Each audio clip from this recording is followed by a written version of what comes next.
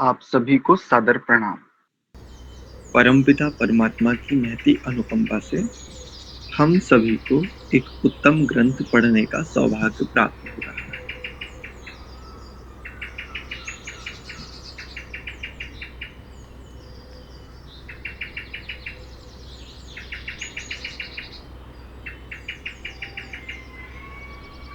माता के समान सदैव केवल मात्र उन्नति ही चाहने वाले हम सभी जीवों के सदा सहायक परम कल्याणकारी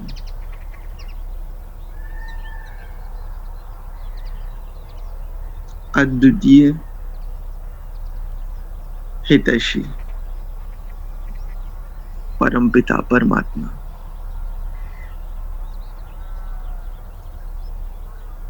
समस्त जन्मों की समूची यात्राओं में माता की भांति सभी भूमिका निभाने वाले प्रभु मंत्र पाठ।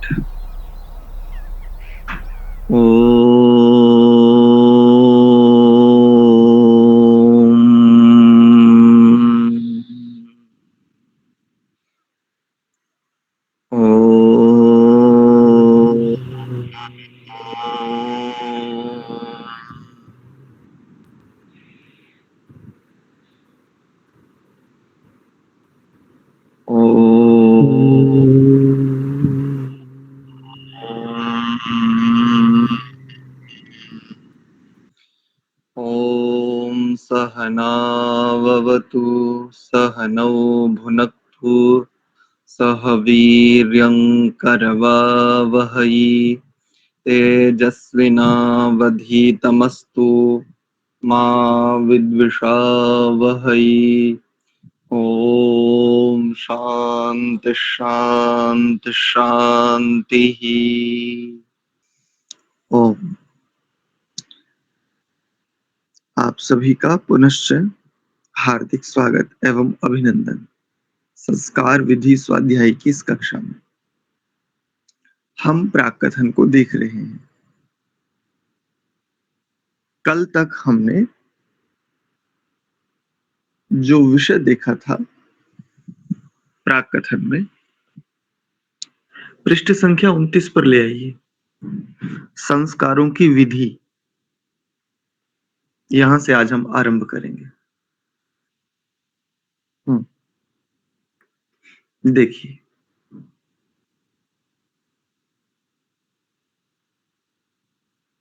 महर्षि दयानंद ने प्रत्येक संस्कार की उचित स्थान पर संपूर्ण विधि लिखी है।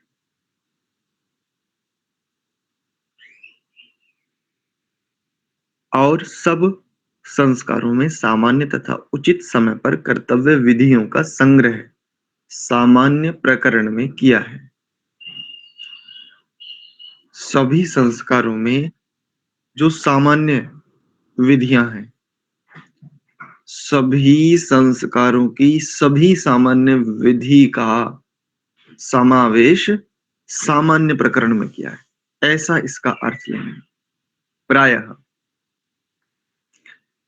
यह देखने में आता है कि संस्कारों में शांति पाठ के ओम द्यौः शांति और यज्ञ रूप प्रभु इत्यादि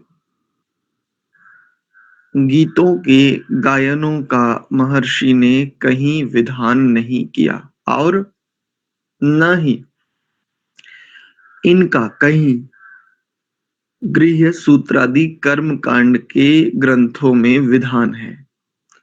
प्रत्येक संस्कार की समाप्ति साम वेदोक्त महावामदेव्य गान से करने का विधान महर्षि ने किया है। अतः आर्यों को महर्षि के लेख का आदर करके कर्तव्य कर्मों का ग्रहण और अकर्तव्यों को छोड़ देना चाहिए। वर्तमान में यज्ञ के उपरांत सभी यज्ञ प्रार्थना बोलते हैं। इसको लेकर के इनका एक संकेत है। और दूसरा शांति पाठ, जो द्यौः शांति, यह जो मंत्र है, इसके भावार्थ के रूप में कुछ लोग इसका भी गायन करते हैं। शांति कीजिए प्रभु त्रिभुवन में इत्यादि। और इसके अतिरिक्त एक और बात यहां हम जोड़ देते हैं, मंत्रों को गाना नहीं चाहिए। प्रत्येक मंत्रों को अपने अनुसार गाना नहीं चाहिए। सामवेद में यद्यपि प्रत्येक वेद में उस वेद के स्वर चिन्ह के रूप में अंकित होते हैं, उनके आधार पर पाठ करने को सस्वर पाठ कहते हैं। यदि हमें सस्वर पाठ की प्रक्रिया का बोध नहीं है, तब हम एक श्रुति से पाठ कर सकते हैं। किंतु जैसा हमने पहले भी संकेत किया था, वर्तमान में बहुत लोग मंत्रों को भी गाते हैं। प्रायः यदि उन्हें संकेत करें तो उन्हें तनिक कष्ट होता है, उन्हें अच्छा नहीं लगता। देखो, हम इतनी श्रद्धा से बोल रहे हैं, हमें तो इतने वर्ष हो गए यज्ञ आदि करते हुए, हम तो इतने समय से संध्या कर रहे हैं, हमारी तो एक भी त्रुटि नहीं, ये फिर भी त्रुटि बता रहे हैं। ऐसा प्रायः व्यक्ति विचार करने लगता है। किंतु वेद पाठ के नियमों के आधार पर किसी भी मंत्र को गाना, और वह भी यज्ञ आदि, यज्ञ संध्या आदि कर्मों में, ये कदापि उचित नहीं है। बिल्कुल भी इसके लिए कोई अवकाश ही नहीं है, कोई स्थान नहीं है इसके लिए। हाँ, भावाभिव्यक्ति के आधार पर या एक आंतरिक मौज के रूप में, या कभी कोई प्रवचन, कोई व्याख्यान आदि, कोई प्रस्तुति उस रूप में हो, वहां पर तनिक भर किसी मंत्र के साथ गुदगुदा लिया जावे, एक बार उसको तनिक भर के लिए छूट दी जा सकती है। किंतु इस प्रकार के कर्मों में मंत्रों का गायन बिल्कुल ठीक नहीं है। जैसे अधिकांश को आप देख सकते हैं, यदि वो प्रथम मंत्र का ही पाठ करते हैं, ओम विश्वानि देवा सवितर्दूरितानि इत्यादि। अब ये जो देवा, इस प्रकार के जो स्वर लग रहे हैं, व्यक्ति को लगता है मेरा देखो कितना अच्छा उच्चारण है, किंतु ये ठीक नहीं है स्पष्टता से। और यज्ञ के उपरांत जो यज्ञ प्रार्थना हम सभी लोग बोलते हैं, उसके लिए भी ये संकेत करना चाह रहे हैं। और अन्य कई स्थानों पर शांति पाठ में जो मंत्र प्रयोग होता है, उसका गान भी किया जाता है या उसके अर्थ का भी गान किया जाता है। इन सभी बातों के लिए एक निर्देश करना चाह रहे हैं, भाई देखो, ऐसा विधान ना तो कभी गृह्य सूत्र आदि में मिलता है, किसी भी गृह्य सूत्र में नहीं मिलता, अन्य किसी ग्रंथ में इस प्रकार का विधान नहीं है, और स्वयं स्वामी दयानंद जी ने भी इसका विधान नहीं किया। यहां पर एक उदारता होनी चाहिए। भाव होते हैं प्रायः, प्रमुखता आदर ऋषि वचन को ही देना चाहिए, सामान्य बुद्धि में और समाधिस्थ बुद्धि में यही तो भेद है। जो समाधिस्थ बुद्धि उसकी गहनता को, गंभीरता को, उसके सुपरिणाम को देख सकती है, वह सामान्य अर्थात विद्वान बुद्धि भी नहीं देख सकती। इसमें कोई संशय नहीं। किंतु वर्तमान में जो अब वाली जो पीढ़ी है, जो अब बच्चे उत्पन्न हो रहे हैं, इनका बौद्धिक सामर्थ्य बहुत उत्तम है। लेकिन जो हमारे माता पिता, जो हमारे दादा दादी और लगभग लगभग हम, जो हमारी पीढ़ी के भी जो युवक युवतियां, स्त्री पुरुष इत्यादि हैं, इनका बौद्धिक सामर्थ्य सभी का ऐसा नहीं है कि वो सामवेद का सस्वर पाठ कर सके। या कई बार आलस्य, अधिकांश तो यही कहेंगे कि जिनका सामर्थ्य है वो आलस्य प्रमाद आदि के कारण कभी किसी ने प्रयास किया ही नहीं। और एक और बात साझा करते हैं, जैसे अभी अरुण जी ने कहा, या आचार्य जी सामवेद के कुछ मंत्र आते हैं स्वस्ति वाचन में, उनका तो पाठ कर सकते हैं, उनका तो गान कर सकते हैं। यदि आपको स्वरों का ज्ञान है तो गान कर सकते हैं, यदि नहीं है तो सीधे एक श्रुति में पाठ करना चाहिए। जैसे सामान्य सभी मंत्रों को एक समान बोलेंगे, और जैसे ही सामवेद के मंत्र आएंगे तो अग्न आयाहि वीतये इत्यादि, ये सस्वर पाठ है ही नहीं। ये सस्वर पाठ नहीं है। यदि सस्वर पाठ का ठीक ठीक ज्ञान है तो गान करना चाहिए, यदि नहीं है तो सामान्य करें, पाप नहीं है। जिसको स्वरों का ज्ञान ना हो उसके लिए ऋषियों ने विधान किया, एक श्रुति से पाठ करें, एक ही लय में, एक ही स्वर में, एक ही स्केल पर, एक ही पिच पर, उसको एक श्रुति कहते हैं।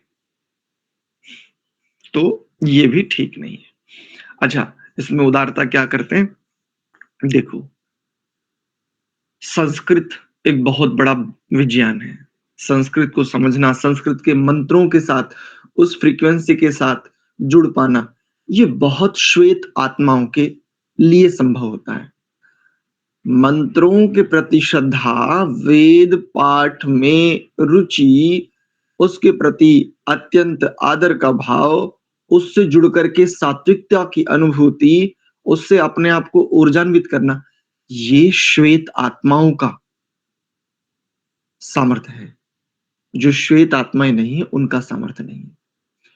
तो जो श्वेत आत्माएं नहीं है उनको भी कुछ तो स्पष्टता होनी ही चाहिए। तो उनकी दृष्टि से यदि यज्ञ प्रार्थना आदि की जावे, मैं उसके लिए बहुत निषेध भी नहीं करता, बहुत ज्यादा खींचता भी नहीं। हाँ, जिनका सामर्थ्य है उनको तो महावाम में देवगान के मात्र 5-6 ही तो मंत्र हैं, आराम से सीखे जा सकते हैं, कहीं से भी सीखे जा सकते हैं। इसके लिए एक बहुत बड़ी बात कहता हूं, लगभग हमने अभी पिछले दिनों 200वां जन्म दिवस मनाया स्वामी दयानंद जी का। उनके समय से आद्य पर्यंत किसी ने भी गुरुकुलों में वेदों के सस्वर पाठ की परंपरा को आरंभ ही नहीं किया था। आज से लगभग 15 वर्ष पूर्व एक आचार्य जिनसे मैं बहुत लंबे समय से परिचित हूं, आचार्य हनुमत प्रसाद उपाध्याय, इन्होंने आर्य समाज के गुरुकुलों में वेद पाठ की परंपरा को जन्म दिया। जी, अभी बताएंगे कौन से होते हैं। इन्होंने चारों वेदों के वेद पाठ ही अपने गुरुकुलों में तैयार किए। आज से 15 वर्ष में सामान्य कह रहा हूं, उससे भी अधिक समय हो गया होगा। आज भारत भर के गुरुकुलों में, कन्या गुरुकुलों में और बालकों के गुरुकुलों में इसी गुरुकुल के स्नातक वेद पाठी वेद पाठ करते हैं। और उसके बाद अन्य कई सारे गुरुकुलों ने भी वेद पाठ की परंपरा को आरंभ किया। जो गुरुकुल आर्ष परंपरा के, जो ऋषि परंपरा के, जो वैदिक शुद्ध परंपरा के गुरुकुल हैं। सोच करके देखिए, विचार करके देखिए। और आरंभ में इन्हीं आचार्य हनुमत प्रसाद जी का इतना विरोध हुआ, इनको इस प्रकार के कथन, इनके प्रति ऐसे-ऐसे वाक्यों का प्रयोग किया गया, इनकी निंदा की गई, तिरस्कार किया गया, लेकिन इन्होंने बिल्कुल शांत भाव अपना काम किया और आज पूरे भारत को इतने स्नातक वेद पाठी इन्होंने दिए। इनके प्रति हम बहुत कृतज्ञ हैं। मैंने प्रथम बार, मैं आपको बताऊं, प्रभु ने मुझे बौद्धिक सामर्थ्य बहुत उत्तम दिया। प्रथम बार एक मंत्र का पाठ मैंने इन्हीं के कंठ से सीखा था। सुना था मात्र, इन्होंने मुझे सिखाया नहीं। उसके बाद किसी भी मंत्र को सीखने के लिए मैं कभी किसी के पास नहीं गया। बस मैंने ये देखा कि ये कंठ के किस भाग से, ये कौन से पिच पर उच्चारण करते हैं और इनके उच्चारण करने की शैली क्या है। एक श्रुति में पाठ कर रहे थे उस समय, ये उत्तर प्रदेश में आए हुए थे। बस वहां से मुझे प्रेरणा मिली।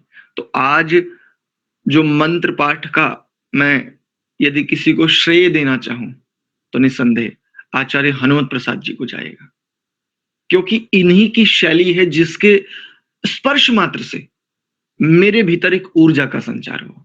और वर्तमान में मुझे स्वयं भी, जब मैं स्वयं यज्ञ आदि करता हूं अथवा कराता हूं कहीं जाकर के, जो भी संस्कार आदि के लिए कहीं जाना होता है, सच में मुझे बड़ा संतोष होता है। एक श्रुति में भी शुद्ध उच्चारण के साथ इस प्रकार का पाठ, ये उन्हीं आचार्य की देन है, ये उन्हीं का स्पर्श है। अस्तु। तो जो नहीं सीख सकते, जिनका सामर्थ्य अति न्यून है, उनकी दृष्टि से यदि यज्ञ प्रार्थना आदि की जाए तो आपत्ति नहीं है, लेकिन ऐसे यज्ञ आदि आयोजनों में कुछ ना कुछ, एक ना एक व्यक्ति तो ऐसा होगा जिसका सामर्थ्य है। तो यदि हम यज्ञ करना सीख सकते हैं, यदि हम संध्या करना सीख सकते हैं, तो क्या मात्र 6 मंत्रों का महावाम्य देवगान नहीं सीख सकते?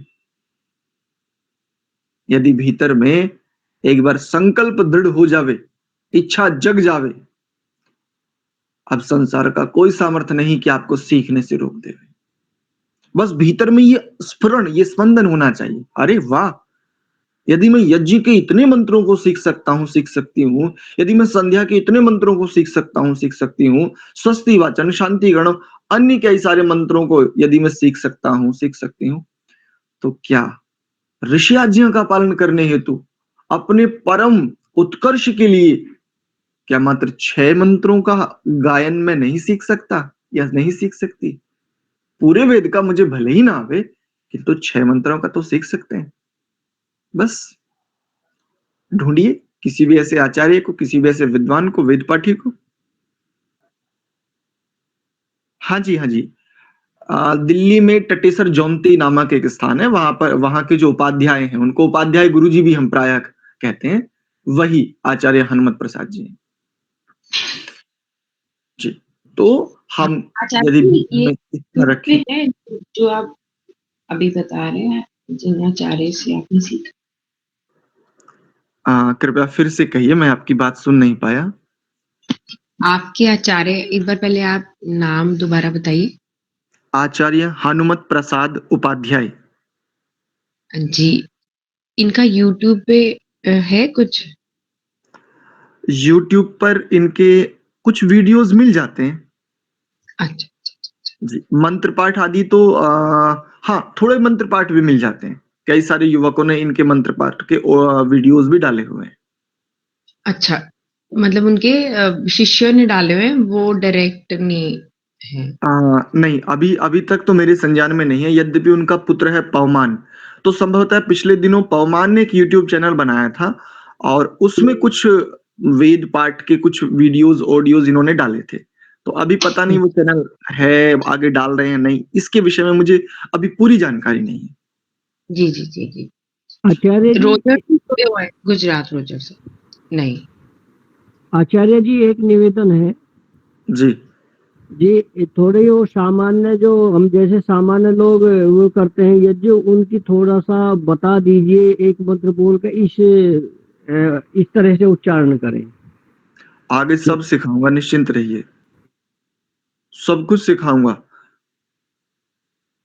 किसी एकाध मंत्र का सस्वर पाठ भी यदि आप सीखना चाहेंगे तो वो भी सिखा देंगे, लेकिन सामान्य तो सिखाएंगे ही। प्रत्येक मंत्र का नहीं, प्रत्येक स्वर का भी पाठ करना सिखाएंगे आगे। ये जो वर्णोच्चारण शिक्षा पढ़ रहे हैं ना आप, इसके पीछे का मुख्य उद्देश्य यही है कि संस्कार विधि में जब तक हम वहां पहुंचे जहां आपको मंत्र, मंत्रों का अर्थ, भाष्य, उसका तात्पर्य, ये सब गंभीरता से बहुत पढ़ाया बहुत जाने, साधुवाद जी, बहुत बहुत साधुवाद। उससे पूर्व आपको सामान्य वर्ण के उच्चारण का, उसकी फ्रीक्वेंसी का, उससे क्रिएट होने वाले ओरा का, इसका एक परिबोध हो जावे। इसीलिए वर्णोच्चारण शिक्षा नामक जो यह फिर से आरंभ किया, ये देवी जी ने इसीलिए आरंभ किया। अस्तु। तो ऐसे लोगों के लिए यदि हम चाहें, उनकी दृष्टि से यज्ञ प्रार्थना आदि कर सकते हैं। मैं इसमें कोई बहुत अधिक निषेध या बहुत अधिक कट्टरता नहीं रखता, लेकिन प्रत्येक जहां पर ऐसे यज्ञ आदि आयोजन होते हैं वहां कोई ना कोई एक बुद्धिमान अवश्य होगा। और बस हमारे पास, सबके पास इतना सामर्थ्य है, जहां चाह वहां राह। भीतर में एक बार इच्छा होनी चाहिए और दृढ़ इच्छा होनी चाहिए, निस्संदेह हम सीख सकते हैं। कोई बहुत अधिक कठिन नहीं है 6 मंत्रों को सीखना। अस्तु, आइए आगे चलते हैं। और इन्होंने देखो, कोई यहां पर इन्होंने भी कोई बहुत ज्यादा कट्टरता का परिचय नहीं दिया। इन्होंने कहा भाई कहीं भी इस प्रकार का विधान नहीं है, और स्वामी जी ने भी ऐसा विधान नहीं किया। उन्होंने साम वेदोक्त, साम वेद में उक्त अर्थात कहे गए महावाम्य देवगान से करने का विधान किया है, ऐसा।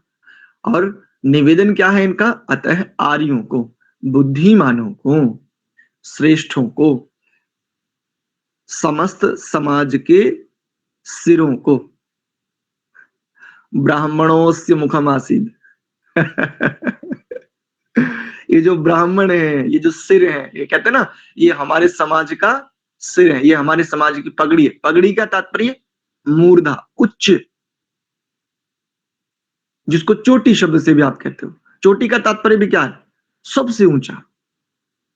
तो जो हमारे समाज के सिर हैं, शीर्ष हैं बौद्धिक आदि स्थितियों में, श्वेत अर्थात निर्मलता, पवित्रता, जिनके संस्कार अधिक निर्मल है अपेक्षाकृत अन्यों के, ऐसे प्रत्येक यज्ञ आदि आयोजन में ऐसे स्त्री पुरुष हैं, विद्यमान होते हैं।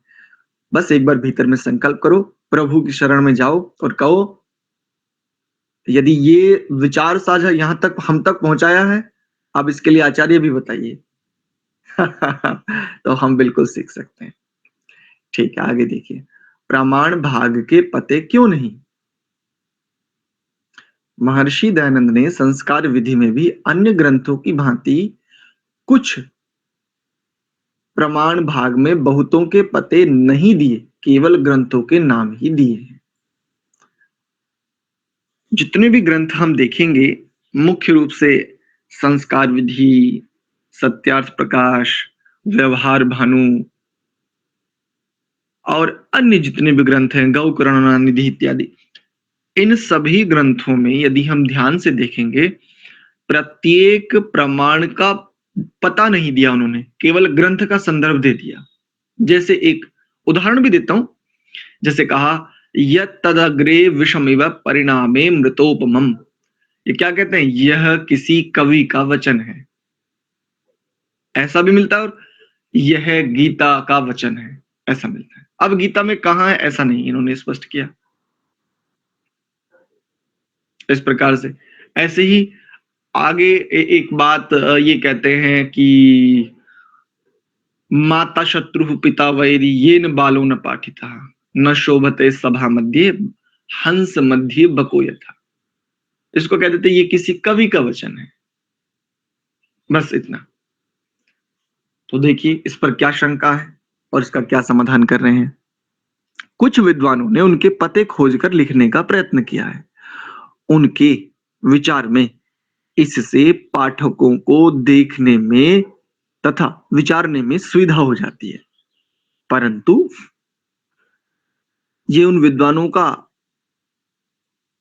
आंतरिकता से परिचय है। वो जो प्रमाण, वो जो पते अंकित करवा रहे हैं, उनका ऐसा मानना है कि पाठकों को विचारने में, देखने में सुविधा हो जाती है। उसका यदि विस्तार देखना चाहें तो उनको विस्तार से मिल जाता है, ऐसा। परंतु उन पतों से अनेक भ्रांतियां भी पैदा हो गई हैं। जैसे भ्रांतियां ही पैदा हुई, ऐसा नहीं कह रहे हैं, भ्रांतियां भी पैदा हुई हैं, अर्थात बहुत सारी भ्रांतियां भी आई हैं। कैसे?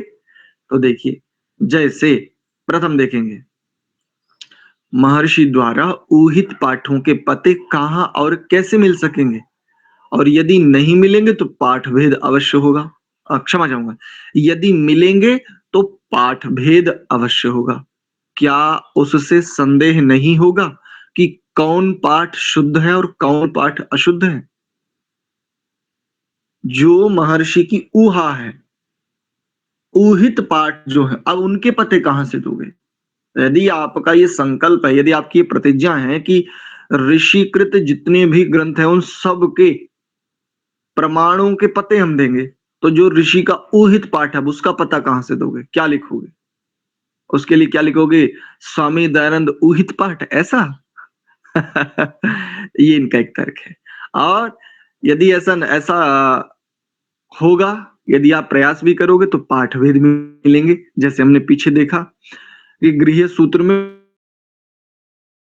एक पूरा का पूरा प्रकरण ही छोड़ दिया, बस उत्तर भाग को प्रकाशित करवा रहे हैं, आदि का जो भाग था उसको पूरी तरह से छोड़ दिया गया। ऐसा हमने पीछे भी देखा, और बहुत सारे मंत्रों को बदल दिया, मंत्रों के शब्दों को बदल दिया। आगे आप स्वयं देखेंगे, इसमें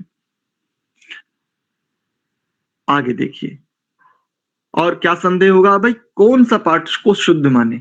ऋषि के प्रति श्रद्धा इत्यादि कम होती जाएगी, भ्रम बढ़ेगा, अनावश्यक रूप से विषय से मन में विचलन उत्पन्न हो जाएगा, विषय से भटकाव भीतर में उपस्थित हो जाएगा, ये संशय आ जाएगा, किसको स्वीकार करूं, किसको नाम करूं, क्योंकि आत्मा सत्य असत्य को जानने का सामर्थ्य रखता है, जान सकता है।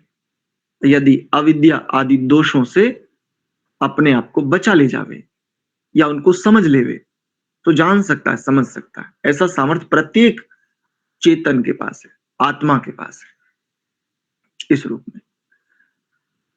एक दूसरा बिंदु देखिए, महर्षि ने कहीं भिन्न भिन्न मंत्रों के भागों को भी एकत्र दिखाया है, अर्थात प्रमाण रूप में उद्धृत किया है। जैसा हमने पीछे देखा था, यजुर्वेद के 2 मंत्रों को एक साथ उन्होंने उद्धृत किया। अभी हमने पीछे भी देखा था, उनके पते न मिलने पर क्या उन्हें प्रमाणिक न माना जाए, अथवा प्रत्येक भाग के मिलने पर दूसरे भाग को अशुद्ध माना जाए? ऐसा, जैसा कि हमने पीछे भी देखा कि प्रथम भाग मिला, यजुर्वेद के इस अध्याय का यह मंत्र है, तो प्रथम को तो ले लिया, अंतिम को हटा ही दिया। जैसा हमने देखा कि अजमेर से जो वैदिक यंत्रालय में जो संचालक का काम कर रहे थे, संपादक का कार्य कर रहे थे, उन्होंने ऐसे कई स्थानों पर छेड़खानी की, तो उसको लेकर के भी इनका एक विचार है। और तीसरा बिंदु देखिए, महर्षि के बाद के प्रकाशनों में बहुत से पाठभेद हुए हैं। उन ग्रंथों से क्या महर्षि के पाठों की तुलना करना उचित है, और कौन सा पाठ प्रामाणिक माना जाएगा? जो प्रकाशन महर्षि के समय में हुए, उनके समकालीन हुए, और उनके उपरांत जो प्रकाशन हुए, जिन जिन ग्रंथों के, बहुत बड़ा अंतर मिलेगा आपको। और अन्य संदर्भ ग्रंथों की तो बात छोड़िए, जो महर्षि के समय में महर्षिकृत ग्रंथ प्रकाशित हुए और जो महर्षिकृत ग्रंथ ही उनके उपरांत प्रकाशित हुए, इनमें भी आपको अनेकों स्थानों पर अंतर मिल जाएगा, अंतर मिल सकता है, मिलता है। अब कैसे तुलना करोगे? तो क्या होगा? तो देखो बताता हूं क्या होगा। जैसे ऐतिहासिक संस्कृति को यदि समाप्त कर दिया जाए तो अस्तित्व समाप्त हो जाता है उस पीढ़ी का, उस जाति का, उस जो एग्जिस्ट कर रही व्यवस्था है। उदाहरण के लिए महाभारत में पांडवों ने 5 गांव, पांडवों की ओर से 5 गांवों का प्रस्ताव रखा गया, इंद्रप्रस्थ, खांडवप्रस्थ इत्यादि। आक्रांताओं ने आक्रमण किया, उनके नाम ही बदल दिए। अब जो वर्तमान में जो पीढ़ी है और जो भविष्य में होने वाले हैं, जो इतिहास में जो ऐतिह्य है, जो उनकी मूल धरोहर है, जो उनके पूर्वजों का अनुकरणीय आचरण रहा, वहां पर खांडव प्रस्थ पढ़ेंगे, लेकिन वर्तमान में तो कहीं भी खांडव प्रस्थ नहीं है, समाप्त।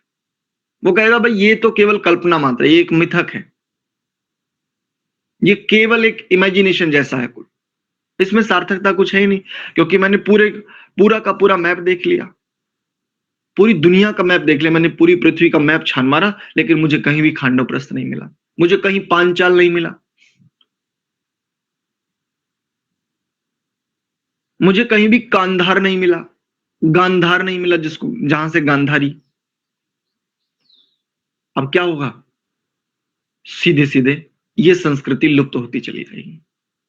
ठीक ऐसे ही जो ऋषि लिखित पाठ हैं, यदि वो पाठ वर्तमान में उपलब्ध ग्रंथों में वैसे ही नहीं मिलेंगे जैसा उन्होंने लिखा है, तो ठीक ऐसे ही जैसे ये संस्कृति समाप्त, ऐसे ही एक अति उत्तम आचार्य के द्वारा किए गए पुरुषार्थ के प्रति श्रद्धा समाप्त। जबकि होना क्या चाहिए? तात्पर्य प्रयोजन तो मुख्य विषय से होना चाहिए। हाँ, कोई विद्वान बुद्धि वाला है, वो यदि प्रमाण आदि के रूप में देखना चाहे और विस्तार से यदि जानना चाहे, वो देख सकता है, उसके लिए ये है प्रमाण आदि। सामान्य जनमानस को इस प्रकार से उलझाना, उसको दिग्भ्रमित करना और संशय में डालना, ये बिल्कुल ठीक नहीं। और क्या है आगे देखिए, चौथा, अनेक ग्रंथों में श्लोक ही बदल दिए हैं अथवा संबद्ध परिशिष्ट भागों को ही पृथक कर दिया गया है, उनके पते उन ग्रंथों में कहां मिल सकेंगे? पूरा परिशिष्ट भाग ही हटा दिया, जैसा भी हमने कहा भी आपके साथ, गृह सूत्र का जो परिशिष्ट भाग था पूरा ही समाप्त, केवल उत्तर भाग को प्रकाशित करवा रहे हैं पूरे के पूरे भारत में, पूरा परिशिष्ट ही छोड़ दिया। और परिशिष्ट भी महर्षि कात्यायन कृति ही है, वही जो गृह सूत्र के आचार्य हैं उन्हीं के द्वारा, लेकिन उसको छोड़ दिया। अब क्यों छोड़ा है, किस लिए छोड़ा है, ना कोई पूछने वाला, ना कोई बताने वाला, इत्यादि। तो इस आधार पर इनका एक संकेत ये है कि ये जो एविडेंस वाली जो बात है, ये कहां से रिलेट करता है, इसका सोर्स क्या है, ये जो प्रमाण है, इस प्रमाण का सोर्स क्या है, किस ग्रंथ के किस अध्याय का कौन सा मंत्र है, कौन सा श्लोक है, कौन सा सूत्र है। ये जो विचार है ये केवल विद्वानों के लिए है, सामान्य जनमानस के लिए बिल्कुल भी नहीं है। और विद्वान की बुद्धि को यदि सामान्य जनमानस के साथ साझा करोगे तो समस्याएं तो आएंगी। अस्तु, तो आज के विषय को इतना ही रखते हैं। यदि किन्हीं का इस विषय से संबद्ध कोई प्रश्न है तो आप हैंड रेज कर सकते हैं। जी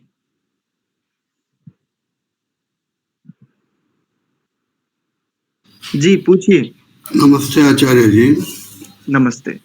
ये परिशिष्ट का ये इसको समझाइए ना, कई कई बार पुस्तकों में पीछे भी आएगा, इसका अर्थ थोड़ा स्पष्ट कीजिए।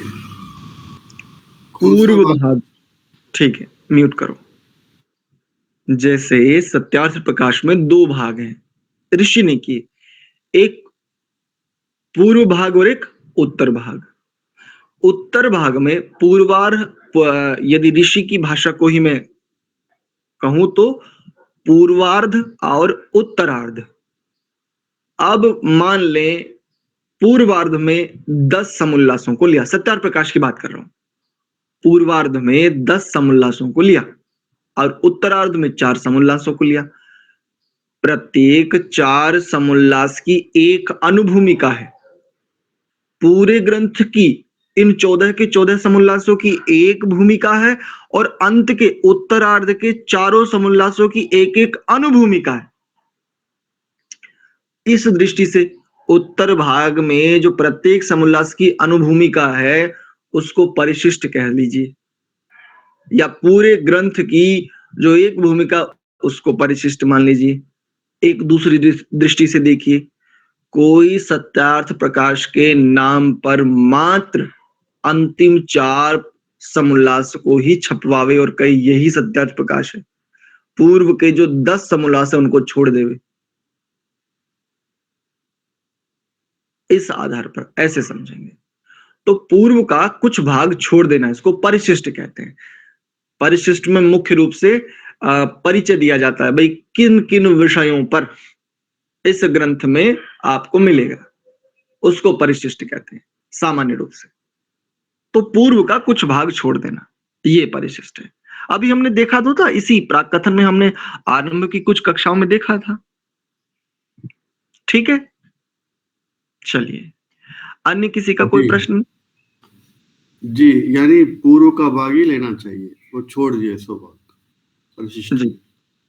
और पीछे में पुस्तकों में वो परिशिष्ट देखिए बोल, तो वो क्या है आचार्य जी? पीछे क्या लिखते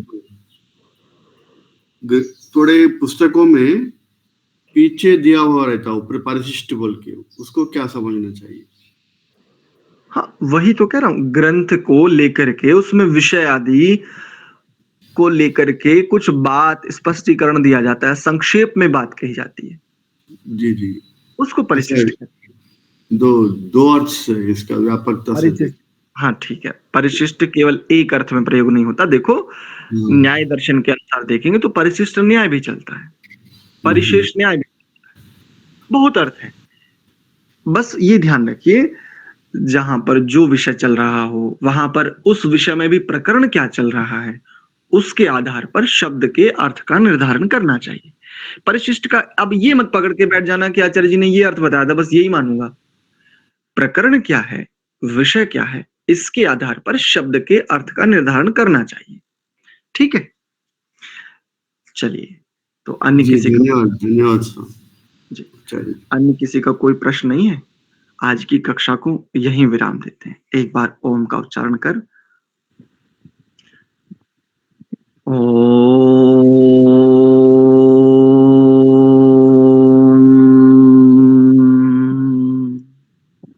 शांति शांति शांति ही। आप सभी को बहुत बहुत धन्यवाद, सादर प्रणाम।